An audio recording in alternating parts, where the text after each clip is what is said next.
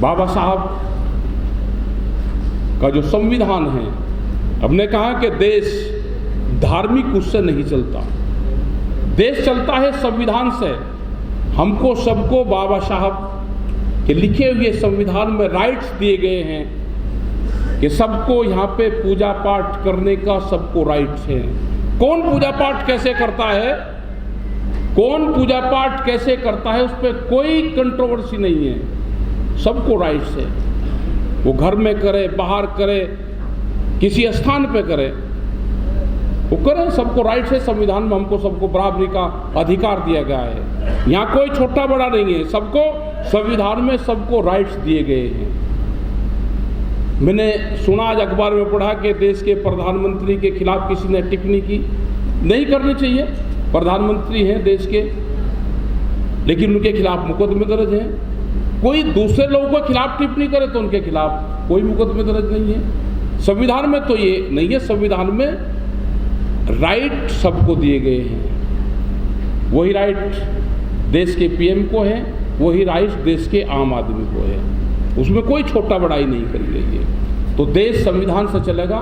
यहाँ की सरकारें सोच लें, समझ लें, और जो ये रास्ता अख्तियार कर रहे हैं वो रास्ता देश को नागवारा है, देश उसको ठीक नहीं मानता। आप जौन सी भी भाषा में समझने चाहते हो, देश की जनता उसी भाषा के लिए तैयार है। लेकिन शांति, जो देश के नौजवान हैं उनसे हमारी शांति की अपील है सभी से कि वे अपना धरना प्रदर्शन शांति से करें। हम पूर्ण रूप से उनके साथ में हैं। 30 तारीख को हर जिला मुख्यालय पे एक प्रोग्राम होगा जो ये अग्निपथ योजना लेकर आए, इसके विरोध में होगा। हम अपना ज्ञापन देंगे, अपना धरना प्रदर्शन करेंगे, अपनी बात सरकारों के सामने रखेंगे, और सरकार से भी ये रहेगा कि 30 तारीख के बाद में सरकारों से भी एक प्रतिनिधिमंडल अगर भारत सरकार मिलना चाहेगी तो हम इन इशू पर मिलना चाहेंगे। और हम देश की सरकार से भी ये चाहते हैं कि आप अपना एक जारी करें प्रेस नोट कि कौन कौन लोग इसके समर्थन में हैं, जो नौकरी कर रहे हैं उसमें से कितने लोग नौकरी छोड़ रहे हैं, क्या कितने लोग जो मेंबर पार्लियामेंट हैं, एमपी, एमएलए, विधायक हैं, उनका कार्यकाल 5 साल का होगा, नौकरी का कार्यकाल 4 साल का होगा, वे पेंशन भी लेंगे। एक ये भी कर दो कि वे एक आदमी एक ही बार चुनाव लड़ेगा, कोई पेंशन नहीं मिलेगी, एक इसके साथ ये भी कर दो। अगर ये नहीं करते तो ये नाइंसाफी है, देश का नौजवान इसको बर्दाश्त नहीं करेगा। आप करो ये कि एमपी और एमएलए एक ही बार चुनाव लड़ेगा, दोबारा चुनाव नहीं लड़ेगा, कोई उसको पेंशन नहीं मिलेगी। हम भी सोच लेंगे भाई ये उनके लिए भी कर रहे, इस नौजवानों को भी समझाने की कोशिश करेंगे। लेकिन ये अत्याचार है, ये देश बर्दाश्त नहीं करेगा, ये लड़ेगा और जीतेगा, जीतेंगे।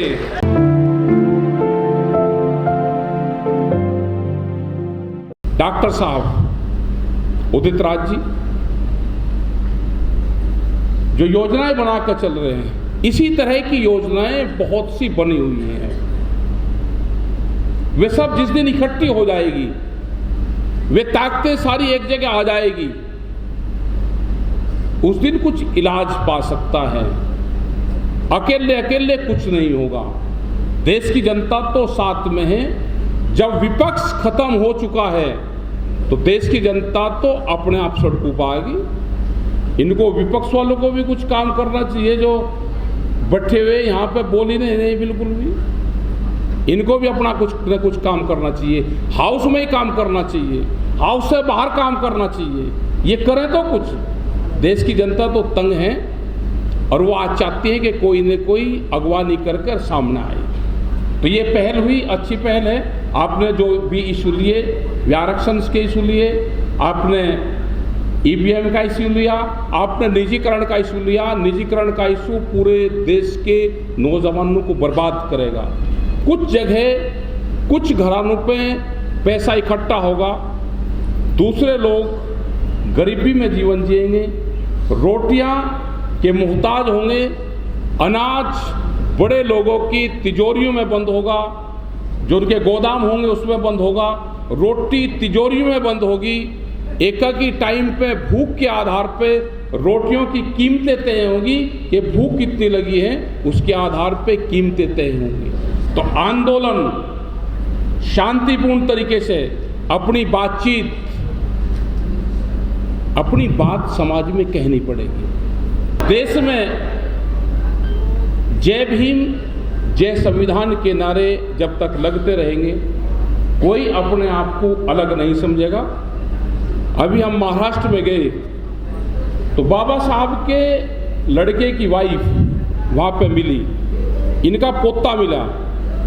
हमने कहा भाई हमारे इधर खास करके दिल्ली और जो पूरा जो क्षेत्र है उसमें ये नहीं जानते कि बाबा साहब के लड़के की वाइफ और इनके पोते भी हैं, इनका परिवार भी हैं। मगर आप यहीं रहते होंगे, उधर कोई नहीं जानता, आप उधर आओ। वे उन्होंने एक प्रोग्राम में हमारे साथ में रहे तो उनका जो पोता था वो बड़ा सीधा है लड़का, उनके फोटो वगैरह खींच के हम लाए, साथ में बातचीत करी।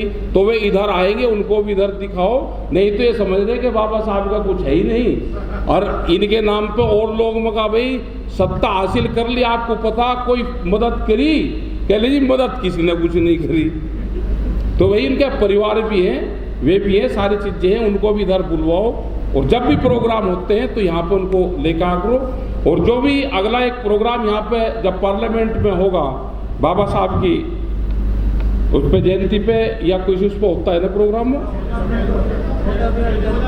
14 अप्रैल को आपके भारतीय किसान यूनियन की तरफ से भी हम पूरे यहाँ पे स्टोर्स लगाएंगे, अपने बैनर लगाएंगे टिकैत साहब का, उनका जय भीम और जय टिकैत के नारे इस देश में लगेंगे। जय भीम जय छोटू राम के नारे देश में लगेंगे और इन्हीं नारों के साथ हम आगे बढ़ते हैं। धन्यवाद। जय हिंद, जय भारत, जय भीम।